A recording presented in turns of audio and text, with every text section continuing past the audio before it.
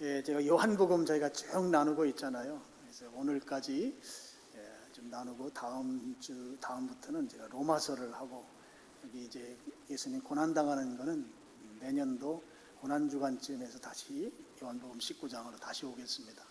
오늘 이제 19장 내용을 여기까지 하고 일단 우선 잠시 쉬도록 그렇게 할 계획입니다. 오늘 말씀 내용은 이런 것입니다. 예수님을 죽일 것인가 살릴 것인가에 대해서 빌라도와 로마 정부와 또 유대인 권력자들과의 일종의 권력 싸움이라고 볼 수 있습니다. 기득권 싸움이라고 해도 좋고요. 예수님을 살리자는 쪽은 빌라도였습니다. 그런데 빌라도는 유대인 권력자들보다 더 높은 권력에 있었죠. 예수님 살려주자, 석방하자 하는 주장과 예수님 반드시 죽여야 합니다 하고 빌라도의 그 석방 주장을 반대하는 유대인 권력자들 간의 그 일종의 아주 치열한 다툼이 오늘 내용이라고 보시면 되겠습니다. 빌라도는 자기가 신문해 보니까 로마 법으로는 예수님을 죽여야 될 이유가 없는 거예요. 예수님 죄가 없습니다. 그래서 예수님을 석방해 주려고 했는데 유대인들이 이게 한 사람이 아니고 이 군중심리라고 하잖아요. 이 군중들로 달려드니까 이게 문제가 된 거예요. 그래서 빌라도가 꾀를 내기도 했죠. 6월절 특별 사면제도를 이용해서 바라바라는 사람이 있고 아주 흉악한 사람이다. 예수님이 있는데 한 사람 풀어주면 누구 풀어줄까? 사람들에게 다 물어보면 예수님 풀어줘야 된다 이렇게 하겠죠. 그런데 유대인들은 바라바를 풀어줘 이랬습니다. 그래서 그 꾀도 이제 통과되지 못한 것이죠. 그리고 또 하나의 또 꾀를 냈어요. 예수님에게 아주 가혹한 채찍질 형벌을 내린 거예요. 십자가형과 채찍질은 서로 형벌 자체가 다른 것입니다.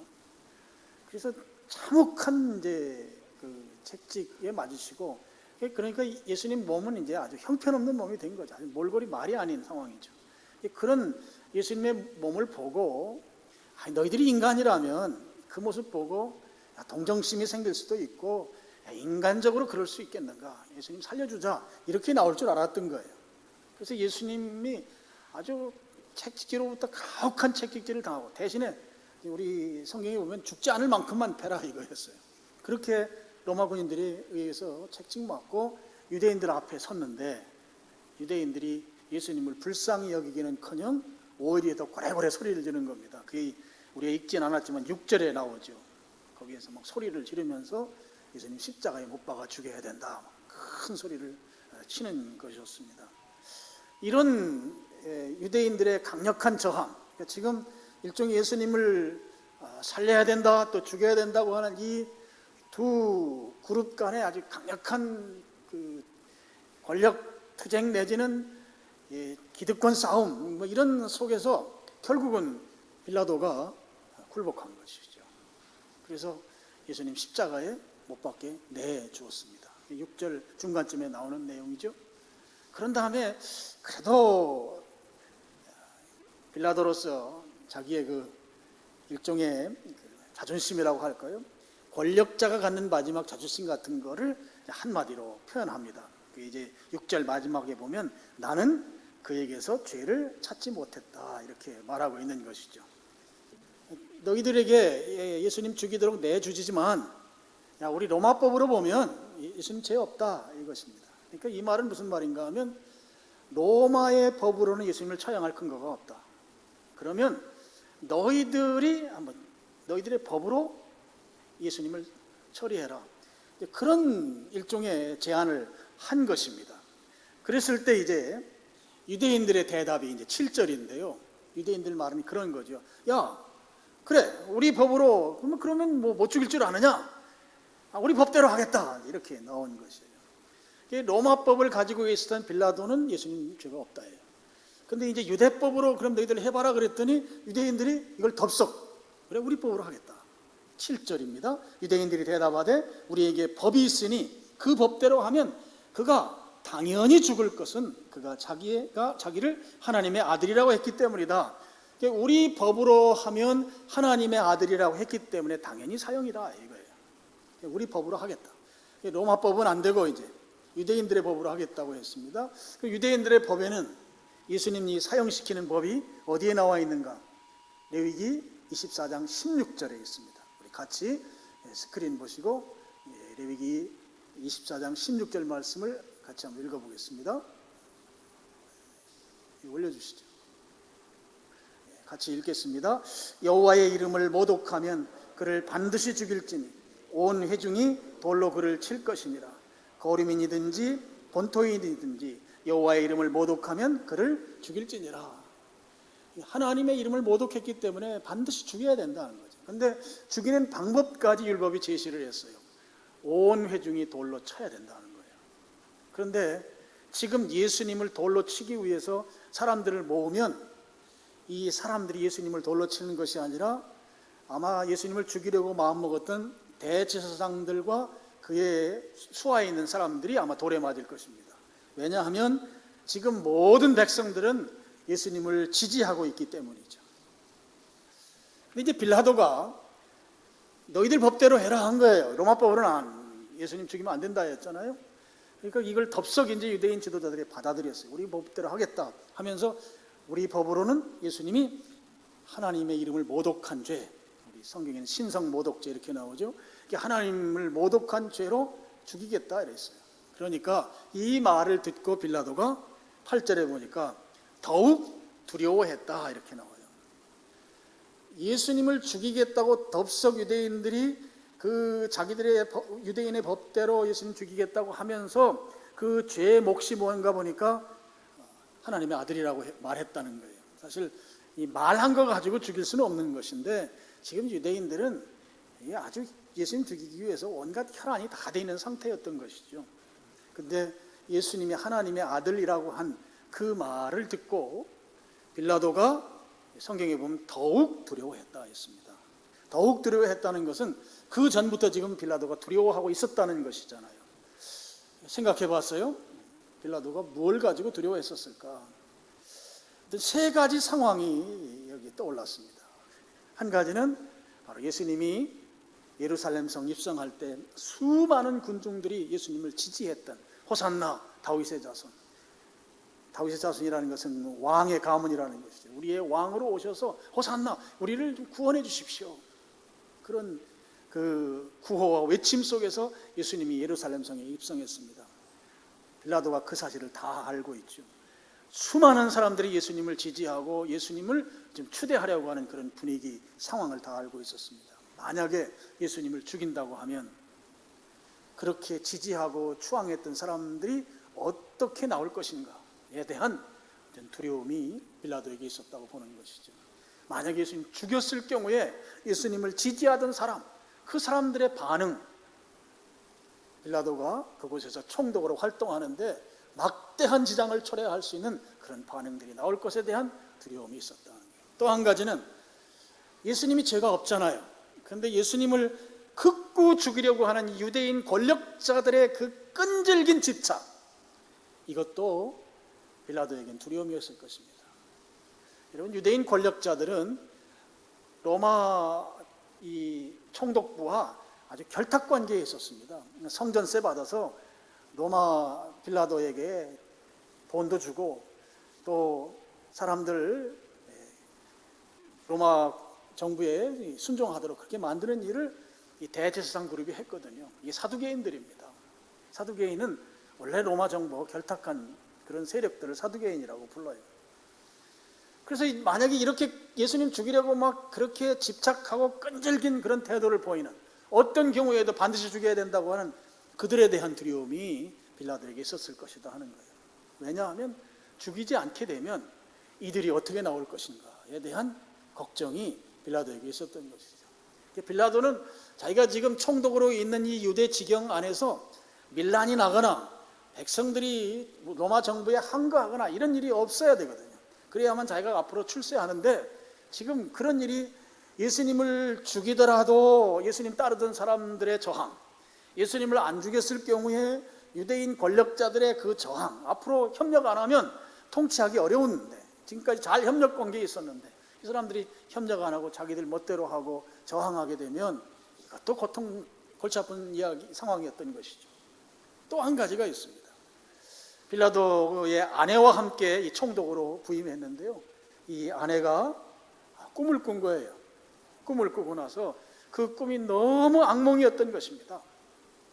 그래서 그 사실을 빌라도에게 사람 보내서 꿈 이야기를 했던 거예요. 그 이야기는 마태복음 27장 19절에 나옵니다. 여긴 제가 읽으면서 설명하겠습니다. 총독이 재판석에 앉았을 때, 총독은 빌라도죠, 그의 아내가 사람을 보내어 이르되 저 오른 사람에게 아무 상관도 하지 마옵소서. 지금 아내가 꿈꾸고 나서 꿈이 너무 흉몽이었기 때문에 저 오른 사람은 죄가 없는 분이라는 뜻이에요. 죄가 없는 분. 예수님은 분명히 죄 지은 사람이 아니다. 그 사람에게 아무 상관도 하지 마십시오. 그 사람 건드리지 말라는 거예요. 로마법으로 1절 그에게 어떻게 위해를 가하지 말라는 거예요. 그러니까 다른 말로 하면 당장 석방하라는 거죠. 그러면서 그 뒤에 오늘 꿈에 내가 그 사람으로 인하여 지금 당신이 재판하려고 하는 그 예수님으로 인해서 내가 애를 많이 태웠나이다. 그 악몽 가운데 이 빌라도의 아내가 엄청나게 시달렸던 걸 알 수 있어요. 그러니까 그 시달림을 경험한 빌라도의 아내가 빌라도에게 꿈꾼 이야기를 가서 전해주면서 예수님 석방해야 된다고, 만약에 어떤 안 좋은 판결을 내리면 나중에 후환이 두렵다고 그렇게 이야기한 것이죠. 그래서 이런 요소들로 인해서 이미 빌라도는 두려워하고 있었는데, 그런데 지금 마지막에 유대인들의 법대로 하겠다고 하면서 그들이 내놓은 말이 뭔가 하면 하나님의 아들이기 때문에 죽이겠다, 이렇게 말한 거예요. 이 하나님의 아들이라고 한 말이 빌라도를 더 두렵게 했다, 이렇게 볼 수가 있는 것이죠. 그리고 왜 그것이 더 두렵게 했겠는가? 여러분, 로마 제국은 다 종교 사회입니다. 그리고 신들이 많지요. 뭐 제우스라든지 여러 신들이 있고, 신들이 또 죽었다 살아나기도 하고, 신들이 사랑도 하고, 뭐 큐피트의 화살, 뭐 이런 게 다 그쪽 동네의 이야기잖아요. 아주 다종교 사회이죠. 하나님은 로마인들의 입장에서 보면 신인 거예요. 신. 하나님이라는 표현 자체가. 근데 이게 신의 아들이라는 거죠. 예수님이 신의 아들이기 때문에 빌라도의 입장에서 보면 그래서 죽인다고 한 거예요. 그러면 신의 아들이라, 이 아들이라는 말은 아버지와 동질적인 그런 개념을 갖는다고 제가 말씀드렸었죠. 이게 바로 신의 아들은 신과 같은 존재라는 거예요. 그러니까 예수님이 바로 신과 같은 존재인데, 그를 죽이겠다고 하는 그 말이 그동안 여러 상황들 때문에 두려워하고 있었는데, 야, 이게 신의 아들을 죽인다고 하는 것, 그러면 그 후환을 어떻게 감당하겠는가? 이에 대한 두려움이 더 추가돼서 지금 8절은 더욱 두려워했다, 이렇게 표현하고 있는 것이죠. 그래서 빌라도가 하나님의 아들인 사실을 확인하고 싶어 했어요. 다시 관정으로 불러들였습니다. 9절에 보면 다시 관정에 들어가서 이렇게 되어 있죠. 들어가서 예수님에게 묻습니다. 9절, 다시 관정에 들어가서 예수께 말하되 너는 어디로부터냐 하되 예수께서 대답하여 주지 아니하시는지라. 너는 어디로부터냐, 이 말은 어디서 왔느냐는 거예요. 신의 아들이면 정말 내가 신의 아들인지 그걸 확인하고 싶었던 것입니다. 그래서 예수님에게 너 어디서 왔는가 이렇게 질문한 것이죠. 그랬는데 예수님은 그것에 대해서 대답하지 않았다는 것입니다. 그래서 빌라도가 다시 질문합니다. 10절입니다. 빌라도가 이르되 내게 말하지 아니하였느냐? 내게 말하지 아니하였느냐? 내가 너를 놓을 만한 고난도 있고 십자가에 못 박을 고난도 있는 줄 알지 못하느냐? 빌라도 말은 지금 이 말이 무슨 말인가 하면, 내가 행정사법의 최고 권력자다. 내게 말만 잘하면 내가 너 살려줄 수 있다. 그 말을 예수님께 한 것입니다. 자기가 가지고 있는 이 권력을 지금 예수님 앞에 과시하고 있는 것이죠. 그랬을 때 예수님이 그 말 듣고 그냥 지나가지 아니하시고 한 말씀을 하시는 거예요. 11절 말씀이 오늘 굉장히 중요한데요. 11절 보면 예수께서 대답하시되 위에서 주지 아니하셨더라면 나를 해할 권한이 없으리니 그러므로 나를 내게 넘겨준 자의 죄는 더 크다, 이렇게 말했습니다. 권력이라고 하는 것, 이거는 하나님께서 너에게 주신 것이다 하는 거예요. 권력은 하나님이 원천인 것이죠. 여기 위라는 말은 하늘을 말하는 것이고 하늘은 곧 하나님을 말하는 것이죠. 빌라도가 총독이 되게 한 것이, 그리고 그 권한을 준 것이 내 스스로가 된 거 아니고 로마 황제가 준 거 아니고 하나님이 주신 것이다. 지금 예수님 그 말씀하신 것입니다. 그러니까 너무 너 그 자리에 앉았다고 해서 어깨에 힘주지 말아라. 예수님이 11절에 지금 그렇게 말씀하신 것입니다. 이 말씀은 바꿔 말하면 권력이라고 하는 것이 하나님이 위임해 주신 건데, 위임해 주셨기 때문에 하나님의 뜻 안에서만 권력을 행사해야 한다, 이 말인 것이죠. 권력의 범위는 하나님의 뜻이라고 하는 그 범위 안에서만 행사되어야 한다 하는 거예요. 그런데 지금 빌라도가 그렇게 하고 있지 않다는 것이죠. 그래서 빌라도의 죄가 크다 하는 거예요. 당신의 죄는 적지 않은 죄다 하는 것입니다. 그러면서 한마디 더 덧붙였는데, 너를 이렇게 나에게 이렇게 하도록 만든 그 사람들이 더 큰 죄인이다, 이런 말이에요. 11절 마지막 분에 그러므로 나를 내게 넘겨준 자의 죄는 더 크다. 지금 예수님이 죄의 크기를 이야기하고 있어요. 이것도 우리가 경각심을 가지고 좀 점검해야 봐야 될 부분입니다. 지금 빌라도가 하는 짓도 하나님이 주신 권한 밖에서 지금 자기가 그 권력을 행사하고 있기 때문에 그 죄도 만만치 않은 죄예요. 그런데 그보다 더 큰 죄는 그렇게 하도록 만든 죄, 그 죄가 더 크다는 것입니다. 여러분, 어떤 죄가 더 크냐? 죄를 짓게 만드는 죄가 더 크다는 거예요. 죄를 범하도록 만드는 죄가 더 큰 죄이다. 예수님의 말씀입니다. 이런 죄를 영어로는 leading sin이라고 해요. 리드 할 때, 리더 할 때 leading sin. 죄를 이끌어내는 죄, 죄의 원인이 되는 죄, 이 죄가 더 큰 죄다 하는 것입니다. 여러분, 나만 죄 짓는 것이 아니고 내가 지은 죄 때문에 다른 사람들도 죄 짓게 만드는 그 죄가 큰 죄다 하는 거예요. 이게 리딩신이에요. 리딩신. 그럼 이런 죄는 누가 짓는가? 주로 권력 가진 자들, 힘이 센 자들이 그 죄를 짓는 것이죠. 또 돈이 많은 사람들이 그런 죄를 짓기가 쉬운 것이죠. 죄를 짓도록 만드는, 죄를 이끌어가는 그 죄, 리딩신, 죄의 원인이 되는 그 죄가 큰 죄다 하는 거예요. 오늘 우리가 유념해야 합니다. 부모 입장에서 우리 자녀들을 잘 양육해야 되잖아요. 근데 부모가 자녀들을 죄짓게 만들 수 있어요. 그러면 이 부모의 죄가 큰 거예요. 왜냐? 리딩신이기 때문에 그래요. 죄를 짓게 만드는 죄이기 때문에 그런 것이에요. 그래서 우리가 이 부분을 유념해야 한다는 거예요. 빌라도가 이 말을 듣고 깜짝 놀란 것이죠. 가만히 듣고 보니까 자기도 예수님 십자가 사형 판결 내리면 자기가 판결 내린 그것도 죄지만 그 판결에서 집행하는 로마 군인들도 다 죄인이 되는 거예요. 로마 군인들은 위에서 시킨 대로 하는 것이지만 그 시킨 대로 하는 그것도 다 죄인 것이죠. 그러니까 그 더 큰 죄는 누구예요? 빌라도의 죄인 것입니다. 오늘 빌라도가 이렇게 죄를 짓게 만든 유대인 권력자들이 더 큰 죄인 것이죠. 우리 사업의 오너십을 가진 분들도 이런 거 잘 유념해야 됩니다. 직원들에게 죄 짓게 만들면 안 되는 거예요. 그 죄가 크기 때문입니다. 그 죄가. 지금 주님은 비교해서 지금 말씀하세요. 빌라도의 죄와 유대인 권력자들을 둘 놓고, 야, 누구 죄가 더 크냐? 유대인 권력자들의 죄가 더 크다. 그런데 너도 이제 그렇게 큰 죄인이 될 거다 하는 거예요. 십자가의 판결을 내리면 십자가 사형 집행하는 사람들이 다 그 죄에 휩쓸리게 되기 때문인 것이죠. 그래서 빌라도가 깨달았어요. 야, 이거 예수님 십자가에 못 박으면 안 되겠구나. 여러분 12절 한번 보시죠. 12절 앞에 부분만 우리 같이 읽겠습니다. 이러함으로 빌라도가 예수를 놓으려고 어떻게 했어요? 힘썼어요. 내가 이거 큰일 나겠다. 내 죄도 만만치 않은데 이거 사형 집행을 내리면 그 집행 과정에 참여하는 모든 로마 군인들, 이 관계자들 다 죄짓게 만드는 보통 죄가 아니구나 해서 예수님 석방하려고 힘을 썼다는 거예요. 힘을 써. 온갖 노력을 다했다는 것이죠. 그런데 다시 유대인들의 저항에 부딪히게 됩니다.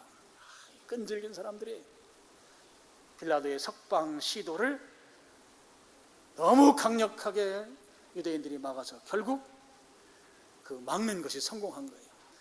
빌라도와 유대인 권력자들 간의 이 권력 투쟁에서 결국 유대인들이 승리한 것이죠. 12절 하반절을 보겠습니다. 유대인들이 소리질러 이르되 이 사람을 놓으면 가이사의 충신이 아니니이다. 무릇 자기를 왕이라고 하는 자는 가이사를 반역한 것이다. 여러분, 여기 충신이 아니다 이 말 나오거든요. 이 충신이란 말은 헬란 말로 친구라는 말이에요. 여러분 그 사랑이라는 설교를 들을 때 아가페, 필레오 뭐 이런 용어 나오잖아요. 그때 이 필레오라고 하는 말의 명사형이 필로스인데요. 이게 바로 친구라는 뜻이에요. 그래서 필레오는 우정을 말합니다. 친구 간의 사랑을 말하죠. 근데 황제가 그의 귀족 신하들에게 이 필로스라고 하는 이 칭호를 하사하면 이게 굉장히 영광스러운 것이었다는 거예요. 여기 이제 우리 성경에 충신으로 번역이 됐으니까, 그러니까 로마 황제가 야 너는 나의 충신이다 이 말 한마디 하면 그거야말로 가장 영예롭게 생각했다는 거예요. 로마의 귀족들이. 그러니까 지금 이 빌라도는 로마 황제로부터 충신이라는 이 영예로운 칭호를 가슴에 품고 유다 총독으로 지금 부임해 온 것이죠. 그런데 유대인들이 그 중요한 부분, 우리가 아킬레스건이라고 말하잖아요. 이 아킬레스건을 건드린 거예요. 너 만약에 예수님 석방하면 너는 충신 아니다 하는 것입니다. 그리고 야, 왕은 한 명이다. 가이사 한 명뿐인데 예수님이 스스로 왕이라고 했으니 어떻게 한 나라의 왕이 둘이 있을 수 있는가? 예수님이 풀어주는 것은 예수님이 왕인 것을 인정하는 것이니 너는 그 죄가 적지 않다. 가이사를 반역하는 것이다. 유대인들이 집단적으로 빌라도가 가장 민감하고 약한 부분을 공격한 것이죠.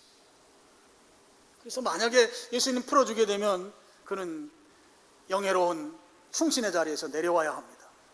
아니면 그보다 더한 지금 로마 총독 자리에서도 내려와야 될지 모릅니다.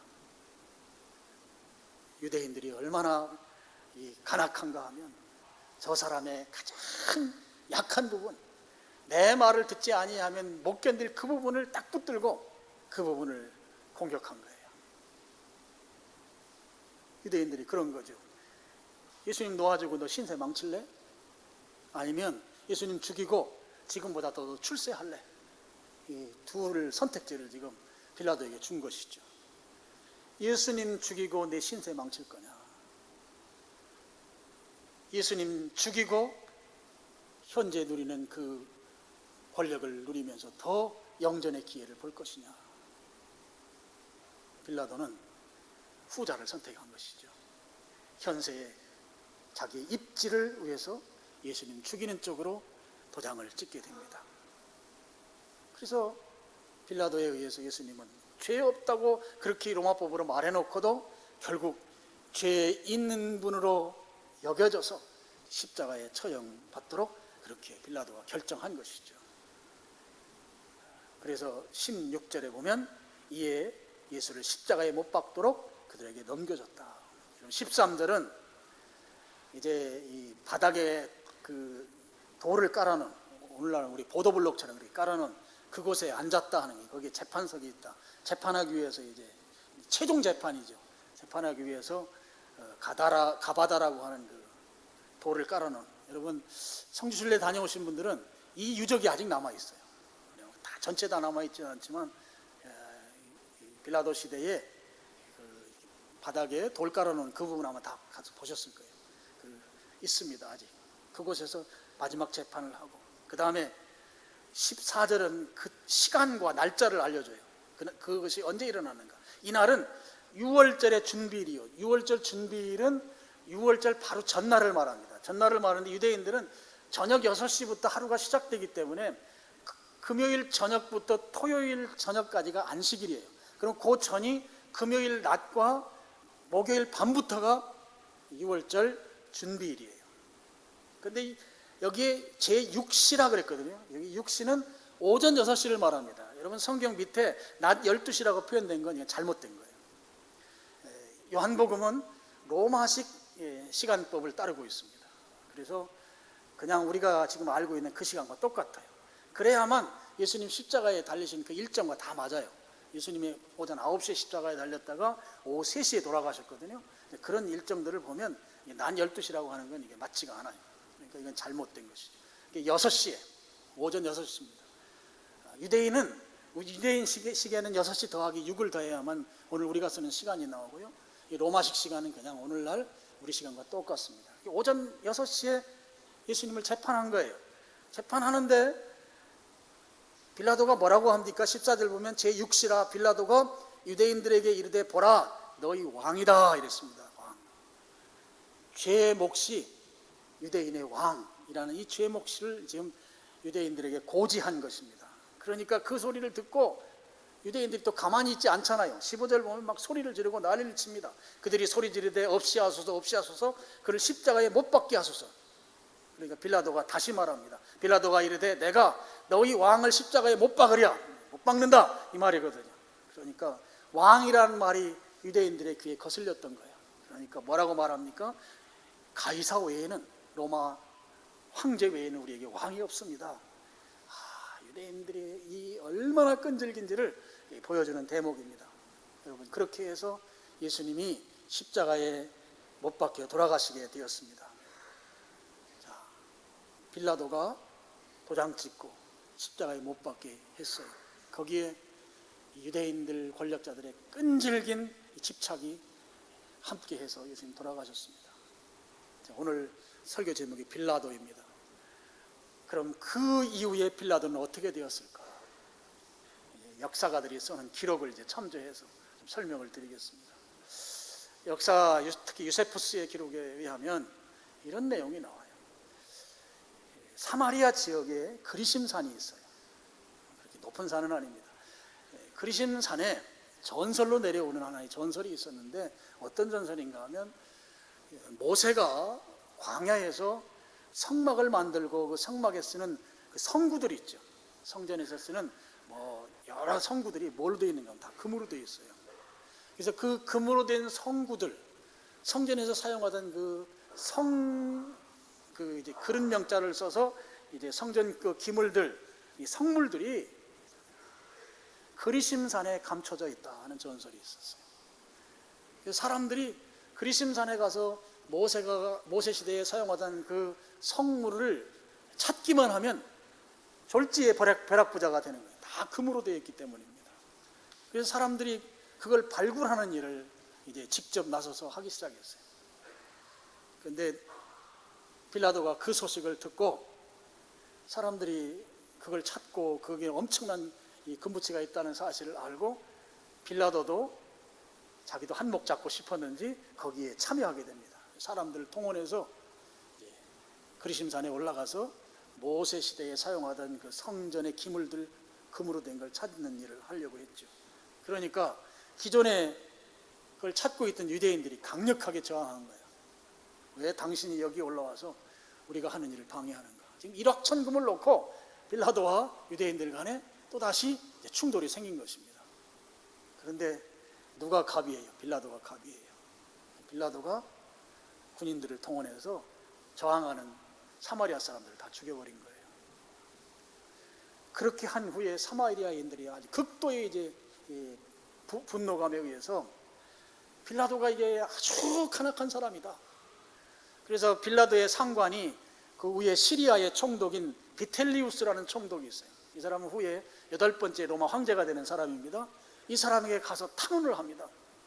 빌라도가 아주 나쁜 총독입니다. 아무 연고도 없이 무고한 백성들을 수도 없이 많이 죽였습니다. 이런 사람이 유대의 총독이 되어서는 안 됩니다 하고 탄원을 했는데 그때 비텔리우스가 자기 부하인 밑에 있는 빌라도를 불렀습니다. 불러서 이 죄가 크단 말이에요. 그리고 계속해서 총독 자리에 있을 수도 없는 상황이죠. 사람들 너무 많이 죽였으니까. 그래서 로마에 다시 본국에 돌아가서 로마 황제에게 네가 했던 잘못을 다 이실직고 하고 황제가 처분을 내리는 대로 그대로 받으라고 그러면서 본국으로 송환시켰습니다. 빌라도가 이제 유대 땅에서 로마까지 가는 중에 시간이 많이 걸리죠. 거리가 머니까. 당시 황제였던 티베리우스 황제, 우리 성경에는 디베리오로 나와요. 디베리오 황제가 죽어버린 거예요.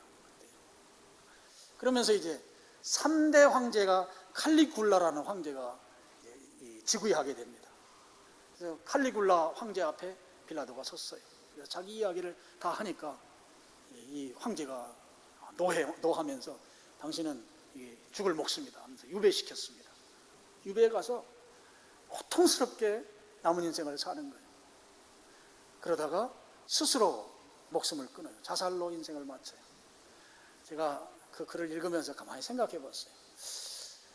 빌라도가 그렇게 막 권력을 누리고 온갖 그 부귀영화를 누리다가 하루아침에 유배당해서 그 유배지에서 아주 극도로 고통하다가 결국은 자살하는 거기까지 이르렀단 말이죠. 그 극도로 고생하는 과정 가운데 아마도 악몽을 많이 꾸지 않았을까 그 생각을 좀 해요. 막 눈만 감으면 막 그냥 그 견딜 수 없는 그 흉몽이 나를 휩쓰는 거지. 잠을 제대로 못 자죠. 그러면서 그게 제대로 건강하게 살 수가 없겠죠. 이건 제 생각이에요, 제 생각. 왜냐하면 그 아내가 꾸었던 꿈이 있었기 때문에 그런 꿈을 계속 꾸지 않았을까. 제가 그냥 스스로 창작한 것입니다. 그래서 결국은 자살했어요. 여러분, 예수님을 죽이고 나서 예수님 처형한 이후에 빌라도는 채 10년이 되지도 않은 그런 후에 출세는 고사하고 비참하게 인생을 마쳤습니다. 빌라도라고 하는 로마 귀족이 황제로부터 친구라는 그 영예로운 칭호를 듣고 유대 지역의 총독으로 왔어요. 그게 AD 26년입니다. 그래서 총독으로 부임해서 한 5년쯤 지난 다음에 그의 인생에 있을 수 없는 일, 예수님을 십자가에 처형하라고 하는데 도장 찍는 일, 그 일을 유대 총독으로서 한 것이죠. 그의 인생에 있어서는 안 되는 그 일이었던 것이죠. 그리고 나서도 기세등등하게 한 5년 정도를 총독으로서 잘 있었는데 그리심산 사건에 의해서 그는 하루아침에 권력의 자리에서 쫓겨나고 결국 비참하게 그의 인생을 마감했다 하는 것입니다. 빌라도라고 하는 한 권력자, 한 정치인을 보면서 우리는 어떤 것을 좀 교훈을 받을 수 있을까요? 저는 먼저 드는 생각은 빌라도만큼 기회가 좋은 사람이 어디 있었을까 그 생각해요. 예수님 직접 독대했잖아요. 1대1로 만났어요. 그리고 예수님을 통해서 그는 충분히 은혜를 입을 만한 그런 자리에 있었던 사람이에요. 그런데 그는 현세를 쫓아갔던 거예요. 자기의 권력의 자리를 즐기면서 그것을 선택했던 것이죠. 그래서 그 결과는 비참하게 결과가 끝났다 하는 것입니다. 최근에 제가 이제 큐티 묵상을 쭉 하는데 계속 제 묵상 가운데 주님께서 주시는 메시지가 뭔가 하면 심은 대로 거둔다는 그런 메시지를 계속 주세요. 최근에 동일한 것 같아요. 여러분이 빌라도라는 사람도 자기가 심은 대로 거두는 이 엄연한 성경의 진리가 그대로 적용된다 하는 것을 하나의 교훈으로 우리가 받을 수 있겠습니다. 또 한 가지는 좀 이런 거 우리가 생각해 봐야 합니다. 여러분이 정치 권력이라는 건 모든 건 다 권력이 있죠. 경제도 권력이 있고 문화도 권력이 있고 이 정치 권력이라고 하는 것이 참 우리 삶에 끼치는 영향이 너무너무 크다 하는 거예요. 그래서 우리가 우리의 삶의 가치 체계를 분류할 때 맨 앞에 놓는 게 정치잖아요. 정치, 그 다음에 경제, 그 다음에 사회, 문화 뭐 이렇게 나가잖아요. 그만큼 우리 삶에 큰 영향을 끼치는 것이 이 정치 권력이다 하는 거죠.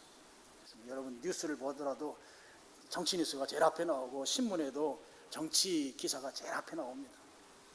삶에 큰 영향을 끼친다는 것을 단적으로 보여주는 그런 부분들이죠. 그럼 이런 정치 권력이 우리의 삶에 크게 영향을 끼치는데 그럼 그런 영향을 끼치는 속에서 우리는 어떻게 살아야 할 것인가? 두 가지로 나눠서 좀 설명을 드리겠습니다. 하나는 직접 이 정치를 하는 사람들 또는 정치를 하기를 원하는 정치 지망생들 이런 사람들은 오늘 말씀 가운데 11절 말씀을 유념해야 한다는 거예요. 11절 예수께서 대답하시되 위에서 주지 아니하셨더라면 나를 해할 권한이 없다. 권력이라고 하는 것은 하나님이 주신 것이다. 그래서 그 하나님이 주신 권력 그 안에서 하나님의 뜻이 이루어지도록 그 권력을 행사해야 한다. 이것이 정치 권력자들이 가져야 될 제1원칙이다 하는 것이죠. 11절 말씀입니다. 그러니까 빌라도처럼 하면 안 된다는 거예요.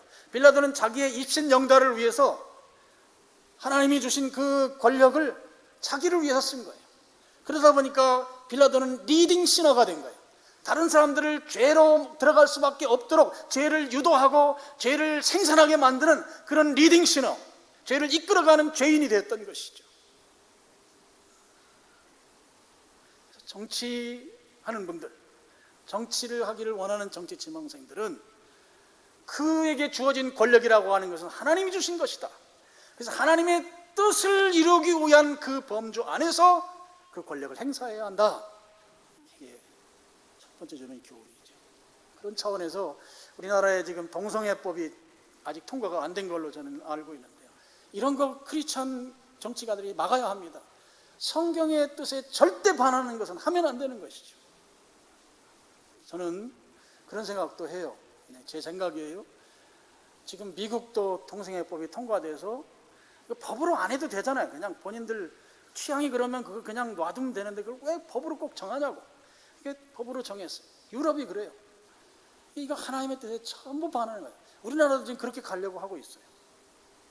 이렇게 설교하는 거 나중에 걸릴지 몰라요. 제가 지금 설교하는 거.